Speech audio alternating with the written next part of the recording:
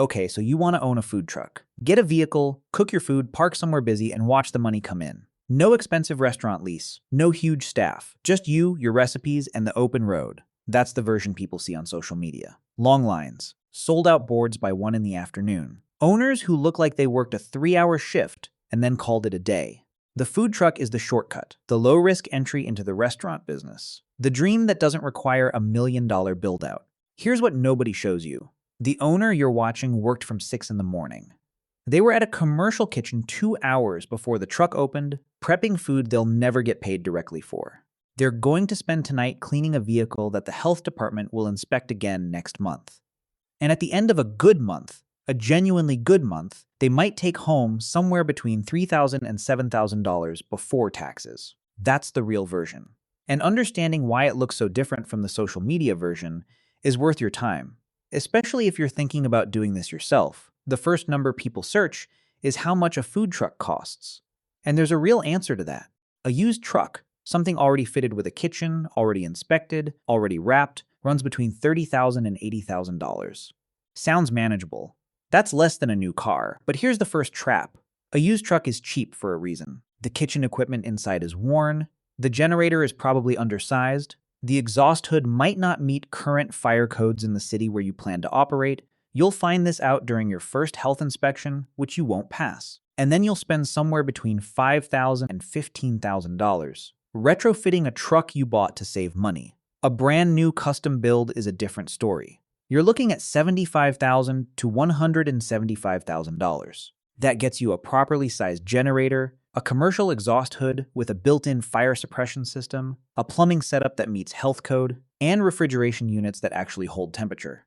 You get warranties. You get financing options from banks who'll give you 5 to 10 years at 4 to 12% interest. Most serious operators end up somewhere in between. They buy a used truck with a solid engine powertrain, then retrofit the kitchen from scratch. That path usually lands around $80,000 to $120,000 once you add everything up, and everything includes more than you think. The commercial fire suppression system alone, the console system that auto-triggers if your fryer ignites, costs between $5,000 and $12,000 to install. The 3-compartment sink, fresh water tank, gray water tank, and hot water heater together run $2,000 to $5,000. The exterior wrap, the menu boards, the LED lighting, another $2,500 to $5,000. The point of sale system with its hardware, card reader, receipt printer, and cellular router adds another $500 to $1,500. Add it all up. A realistic all-in number to launch a properly equipped, code-compliant food truck in a first-tier American city like New York, Los Angeles, or Chicago is between $100,000 and $150,000. That's before you've bought a single ingredient. Before you cook a single meal for a paying customer, you're going to interact with several different government agencies. And each of them charges fees and requires inspections and renews annually. The U.S. Chamber of Commerce actually tracked this. In highly regulated cities, first-year regulatory compliance costs average $28,276. That number covers business registration, food handler certifications, fire department permits, health permits, and parking authorizations. But what it doesn't fully capture is the time cost. The weeks you spend waiting for inspections that get rescheduled, the revisions to your commissary agreement, the back and forth with the health department about whether your gray water tank is large enough. In New York City, the situation is stranger than that. The city caps the number of full-year food truck permits that can operate citywide. The waiting list is decades long. Not years, decades. So what operators actually do is rent permits from people who've been on the list since the 1990s and have no intention of running a truck themselves. Those rented permits carry a significant additional monthly cost on top of everything else. Los Angeles has its own version. The county health department requires detailed truck construction standards. Materials, dimensions, equipment placement, and operators must log every visit to their commissary kitchen to prove compliance. Miss a log entry during an inspection and you risk suspension. Here's the thing about all of this paperwork, it never stops. Every permit renews. Every certification has an expiration date. Every city health department has the right to inspect your vehicle unannounced. The average food truck operator in a major American city spends somewhere between $600 and $1,500 per month just on regulatory compliance. Permits, health fees, commissary fees, and legal filings after the first year. That's before fuel, before food, before a single employee. This one surprises almost everyone. In nearly every major American and British city, food trucks are not allowed to operate as standalone kitchens. You are legally required to have a commissary. A commissary is a licensed, inspected, commercial kitchen that serves as your home base. You prep your food there every morning, you store your bulk inventory there, you dump your gray water there, you pick up fresh water there, you clean your equipment there at the end of every night, you also pay rent there. The commissary rent in major cities runs between $800 and $2,000 per month, depending on how much space and what services are included. That's a fixed cost, rain or shine, busy month or dead month. The commissary bill arrives regardless. If you thought a food truck meant freedom from rent, the commissary is the thing that disabuses you of that idea permanently. And the commissary creates its own schedule.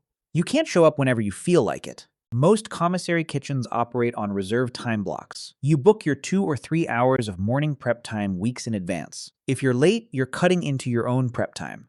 If the kitchen is double booked, you wait. And every hour you spend waiting in a commissary kitchen instead of prepping is an hour you're not ready when the lunch rush begins. This is where a lot of people make an error that costs them money every single day without them realizing it. The instinct is to build a big menu.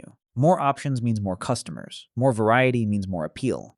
And on paper, that logic seems reasonable. In practice, every item you add to a food truck menu creates a cascading set of problems. Each new menu item requires its own ingredients, its own storage space, its own prep time at the commissary, and its own assembly steps during service. A menu with 12 items sounds appealing to a customer browsing it. But it means your line worker has 12 different tasks to know, 12 different assembly sequences to execute correctly under time pressure, and a kitchen with 12 different ingredients that all need to be at the right temperature at the right time.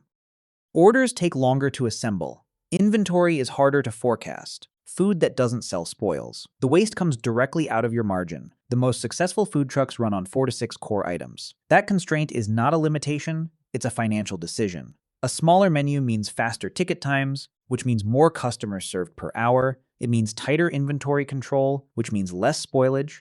And it means your kitchen line can be organized so that every step flows in sequence, from the hot prep station to the assembly station to the packaging area, without workers crossing paths or reaching over each other. The other menu decision that directly affects profitability is the balance between expensive ingredients and cheap ones. A top-quality beef brisket sandwich with hand-cut fries is a beautiful product. It's also built around ingredients where the raw food cost runs between 35 and 45% of the sale price. That's before packaging, before labor, before fees. A menu built entirely on proteins like that will struggle to achieve overall margins. The trucks that manage their cost best always pair high-cost protein anchor items with high-margin sides. French fries, rice, drinks, where the raw ingredient cost is 8 to 18% of the sale price. The sides subsidize the star of the menu. That balance is the financial architecture of a well-run truck.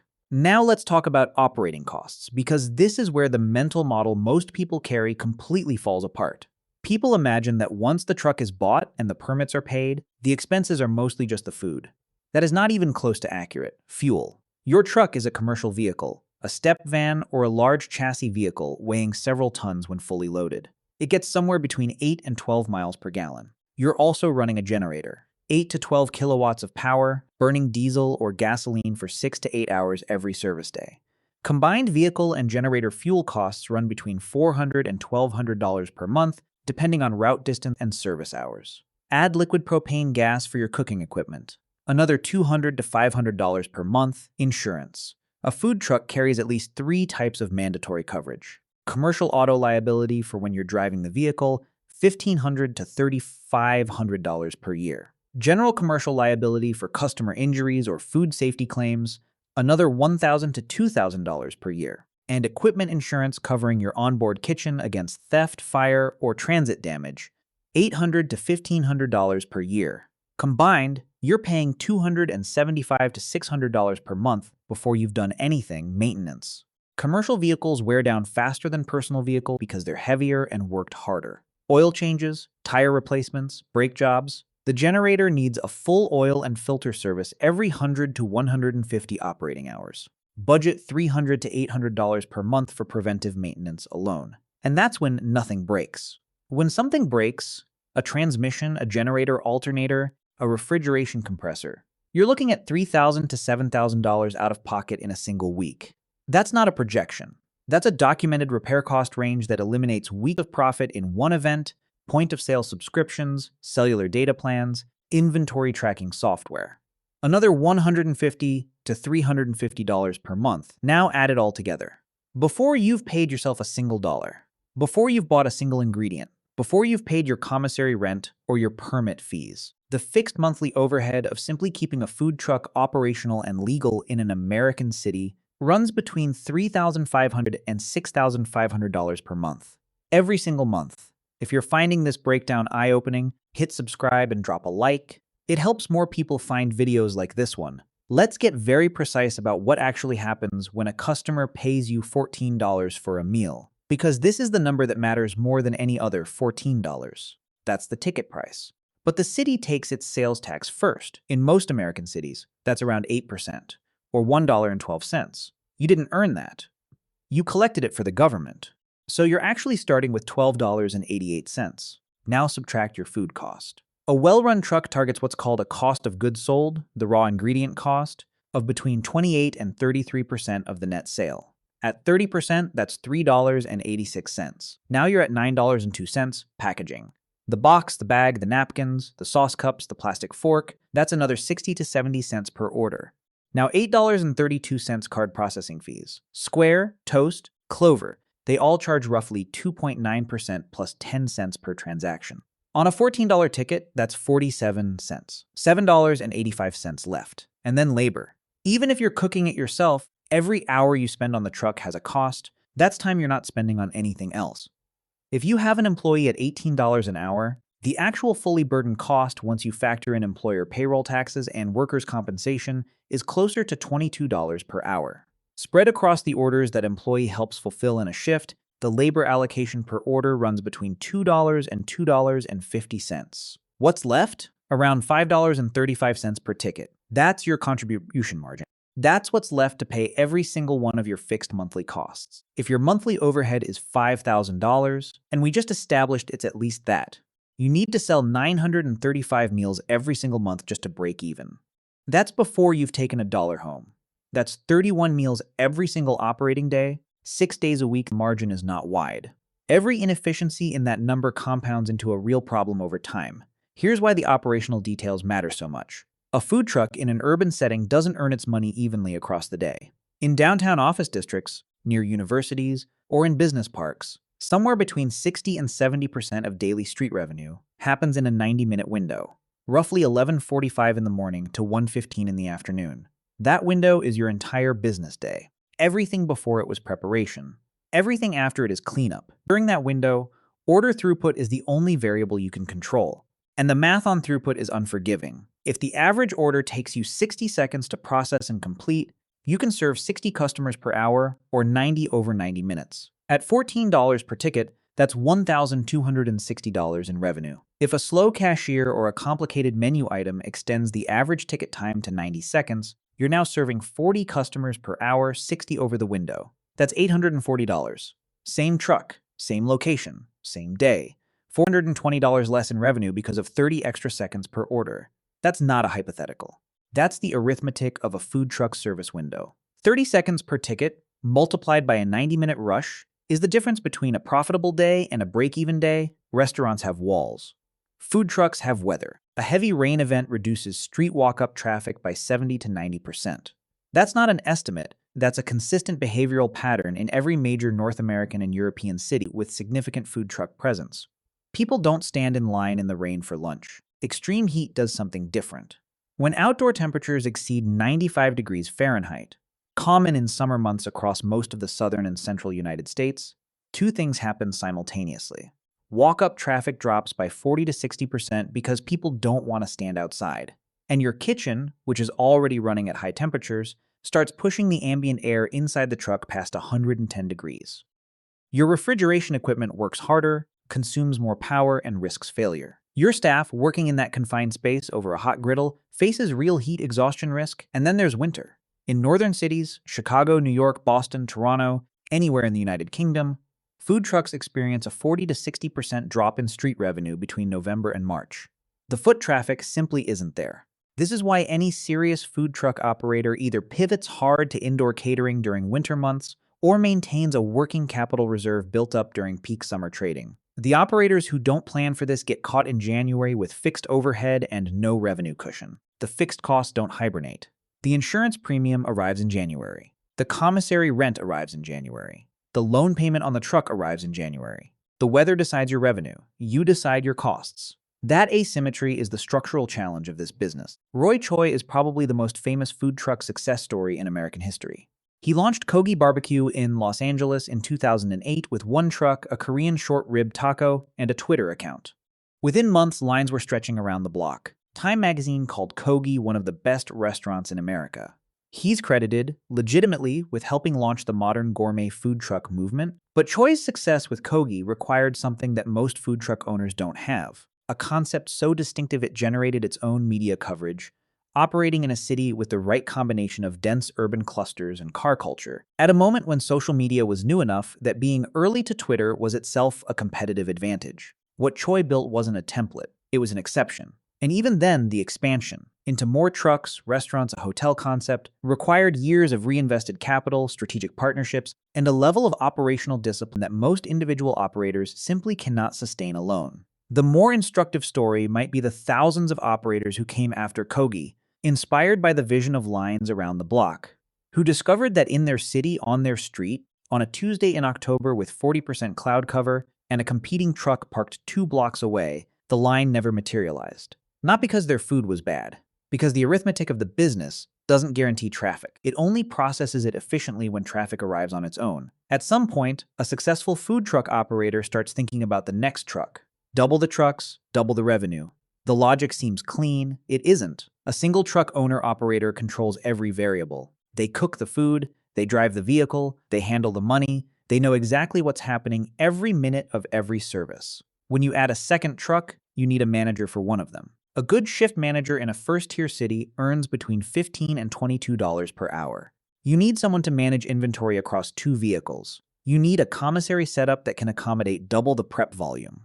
You need to coordinate 2 separate parking locations and 2 separate permit authorizations in whatever neighborhoods you're targeting. The gross revenue doubles. The management complexity does not double. It multiplies. And management complexity, when it isn't handled correctly, translates directly into inconsistent food quality, which translates directly into lost repeat customers, which translates directly into declining revenue, while your fixed costs have increased. The food truck operators who successfully scale almost universally do so through a different model. They use the truck not as the end goal, but as the proof of concept. They validate the menu, build the customer base, and then pivot into a commissary kitchen that supplies multiple catering contracts. A brick-and-mortar restaurant that generates consistent daily revenue, regardless of weather. A packaged product that sells in retail stores. The truck was the testing ground, not the destination. There's one more revenue channel that sounds like the answer to every problem the street creates, and it's worth being honest about: events. Festivals, concerts, sporting events, the kind of crowds that make a $100 street day look embarrassing. A major music festival in an American city can generate $5,000 to $20,000 in gross revenue in a single weekend. That number is real. What's also real is the fee structure around it. Large events charge vendors a combination of a flat entry fee, anywhere from $500 to $3,000, and a revenue share. That revenue share is typically 15 to 30% of your gross sales. On a $10,000 event weekend, with a 20% revenue share, you owe $2,000 to the event organizer before you've accounted for a single other cost, and then there's the inventory risk. Events require you to purchase inventory in advance based on an estimate of how many customers will come through. If the event gets rained out on Saturday, which happens at outdoor festivals with surprising frequency, you've already bought the food, paid the entry fee, and potentially paid a non-refundable deposit. You're not selling much. But the costs already happened. Corporate catering is the opposite end of that spectrum, and the most financially stable channel available to a mobile food operator. A corporate lunch for a company office, pre-agreed menu, pre-agreed headcount, prepaid deposit, removes almost every variable. You know exactly how much food to buy. You know exactly how much revenue you'll earn. There's no weather risk because it's indoors. There's no event fee. The net profit margin on a well-structured corporate catering contract regularly reaches 20 to 35%. Operators who build a reliable book of catering clients, even 2 or 3 regular corporate clients who order every other week, create a financial floor that the street alone can never provide. Let's put real numbers on what this business looks like when it goes well and when it goes wrong. The optimistic scenario. You bought a used truck, retrofitted it well, and spent $90,000 all in. You financed $70,000 at 7% over 5 years. That's a monthly payment of $1,386. You're in a mid-sized American city with a good downtown lunch market. You operate 5 days a week, pick up 2 catering contracts per month, and do 1 weekend event per month between May and September. On a good month, you're doing $35,000 in gross revenue. Your food costs run 30%, that's $10,500. Labor, 1 part-time employee plus your own implied wage, costs you $9,500. Commissary, permits, fuel, insurance, maintenance, card fees, subscriptions, another $7,000. Loan payment, $1,386. Total costs, $28,386. Net profit, $6,614. Annualized over 12 months, that's $79,000. But realistically, you're having several average months and several bad months, which brings that annual take-home number closer to $45,000 to $60,000. The realistic scenario: it's January. Your city has been rainy for 2 weeks. The corporate client who gave you a catering contract last month pushed it to March. Your generator needs a $2,400 repair. Revenue for the month drops to $18,000. Your food and labor costs are somewhat lower, but your fixed costs aren't. Commissary, insurance, loan payment, fuel, those arrive regardless. You end that month down around $800, with the repair bill still sitting on your credit card. The gap between those 2 months is $1,500 of net income or negative $800 of net loss, a swing of $2,300 in a single month.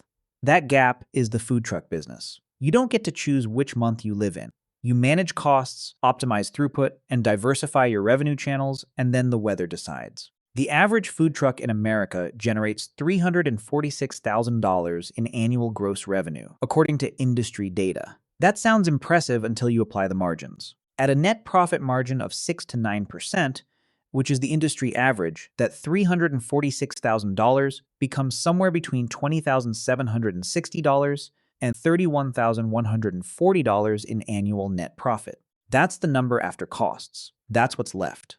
The operators who take home between $50,000 and $85,000 per year, and they exist, are the ones who've minimized their debt load, built a strong catering book, control their food costs with obsessive discipline, and work the truck themselves rather than paying someone else to do it.